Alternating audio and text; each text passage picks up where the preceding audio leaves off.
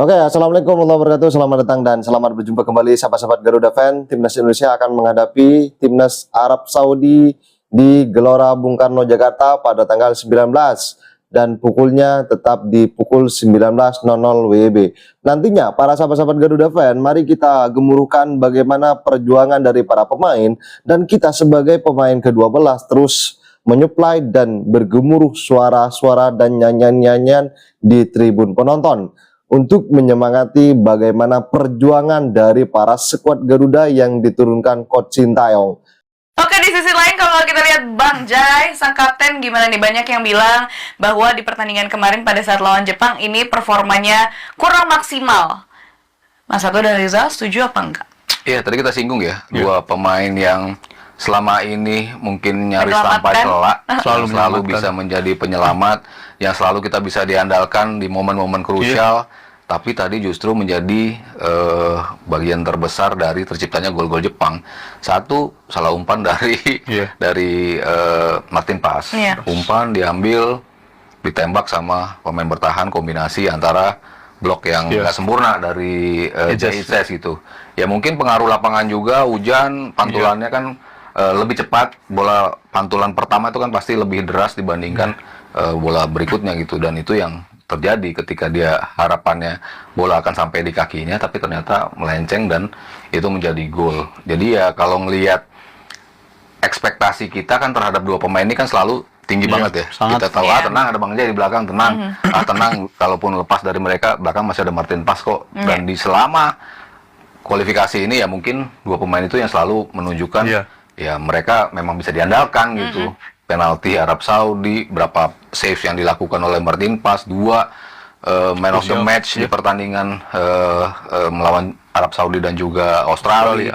Itu kan ngebuktiin memang kualitas Martin Paes begitu fantastis gitu. Tapi namun sahabat-sahabat Garuda, apakah dari beberapa yang mulai ramai diperbincangkan di sosial media, lebih khususnya di akun TikTok, ramai-ramai mengatakan bahwa Coach Sintayong sedang mencoba-coba, ataukah apakah ini memang sebenarnya terjadi yang terjadi kepada kepada Eliano Render?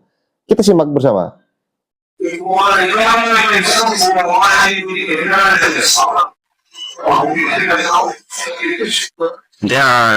Good players, and I think I'm also a good player, so why not?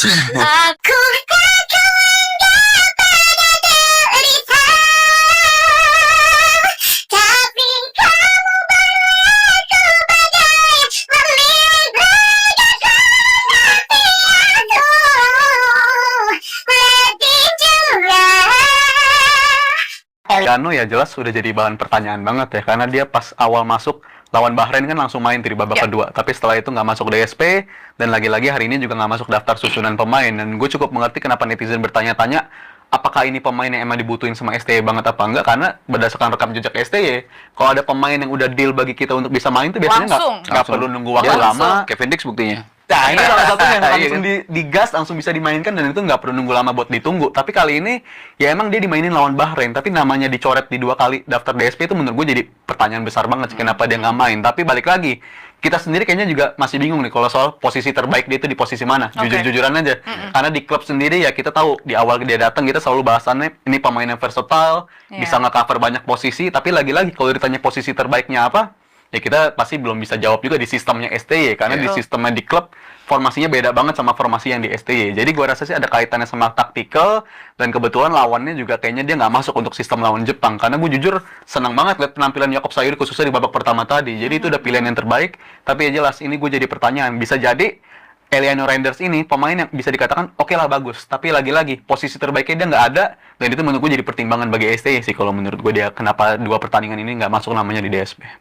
Oke, jadi dalam pernyataan dari Eliano di sini mengatakan bahwa yang dikatakan dari Coach Sintayong, Eliano di sini tidak bisa naik dalam performanya dari Timnas Indonesia di era Coach Sintayong, dan ditimbal atau ditanggapi oleh Eliano. Di sana memang banyak pemain yang bagus-bagus, tetapi saya juga pemain bagus. Jadi mengapa tidak untuk dicoba kan? Jadi itu adalah pernyataan yang merupakan tanggapan atau pesan khusus juga dari sosok Iliano kepada Coach Sintayong. Dan kita lihat kenapa dari Iliano memang tidak diturunkan atau bahkan dicoret ya. Dan bahkan dalam videonya, video yang setelahnya di sini I have no roommates. I'm alone. With a beautiful view.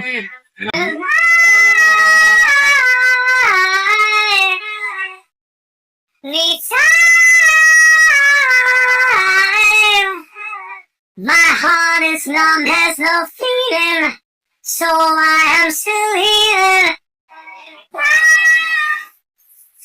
di sini ada juga pula bahwa Iliano itu di kamarnya tidak punya teman, sudah dicoret, sudah nggak dibawa dalam line up pertandingan di 2 laga melawan Cina dan Jepang, malah Iliano tidak punya teman sekaman. Apakah ini Iliano akan menjadi Elkan Bagot versi jilid 2 atau bagaimana? Saya nggak tahu. Tetapi kita sebagai para supporter, mari kita berikan dukungan sepenuhnya. Mari kita satu komando dan satu padu, satu barisan bersama Bapak Erick Thohir. Latihannya sangat bagus, anak-anak punya optimis ya.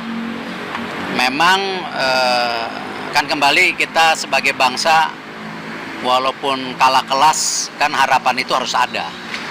Apakah seri, apakah menang, atau kemarin kalau kalah pun maunya 2-0, jangan 4-0, ya gitu kan. Dan kalau saya lihat ya hari ini sama ketika lawan Jepang mereka dalam suasana yang baik dan positif. Tapi mereka tahulah game lawan Saudi ini kan bagian bagaimana kita harus mendapatkan poin. Dan tentu setelah game dengan Saudi ini, seperti yang saya sampaikan kemarin waktu rapat ketemu mereka, ini akan menjadi evaluasi besar-besaran. Bahkan kemarin kan yang saya sampaikan di locker room, bahwa kita semua percaya tidak dengan proyek besar ini. Ya kan? Kalau pemain tidak percaya, pelatih tidak percaya, ya saya siap mundur. Gitu dong. Ya dong, kalau nggak percaya ya selesai dong. Kan proyek ini yang kita bangun. Tidak mudah, tapi saya bukan pemimpin yang pantang menyerah. Kenapa kita bisa buktikan di U23, ya kita fight, masuk playoff, kalah, tinggal 1 game tidak masuk Olimpiade, ya sudah. Tapi kan kita usaha. Yang saya tidak suka, kalau kita itu bermain tidak maksimal, bahkan di game-game yang kitanya harus menang tidak menang. Nah ini yang saya kembali tantang pelatih, pemain semua secara terbuka. Bahkan saya bilang di kata-kata kemarin harus semua berintrospeksi diri, betul kan? Gitu loh. Jadi saya tidak mau itu salah-salahan. Dan saya tentu di sini pekerja keras, ya saya selalu dalam posisi seorang pemimpin yang selalu mencari target. Kalau enggak ya jangan kasih saya gitu. Itu yang saya dorong semua gitu. Ruang ganti kemarin ya di locker room kemarin ya tentu mereka down karena mereka ingin sesuatu yang luar biasa. Karena memang kemarin kan pelatih Jepang sudah bilang bahwa kualitas pemain yang ada di tim nasional ini kualitas yang saya rasa kita nggak pernah lah punya kualitas tim nasional sebagus ini gitu. Jadi ini kualitas yang bagus gitu. Jadi ya kita harus bisa memanfaatkan kualitas ini. Gitu. Dan mereka itu kan datang ke Indonesia dengan segala pengorbanan loh. Mereka itu benar-benar melepas warga negara. Mereka juga harus selesai main balik segala, ada resiko cedera. Kevin Dix ini kan cedera ya, dia lagi usaha recover tapi kan cedera. Dan tentu buat klubnya yang sedang bermain di Liga Champions juga merasa kehilangan.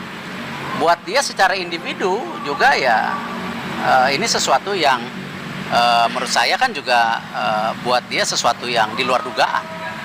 Karena kenapa? Memperkuat tim nasional Indonesia tidak dapat apa-apa, dalam arti benar-benar mereka merah putih saja, mereka tidak ada kompensasi apa-apa.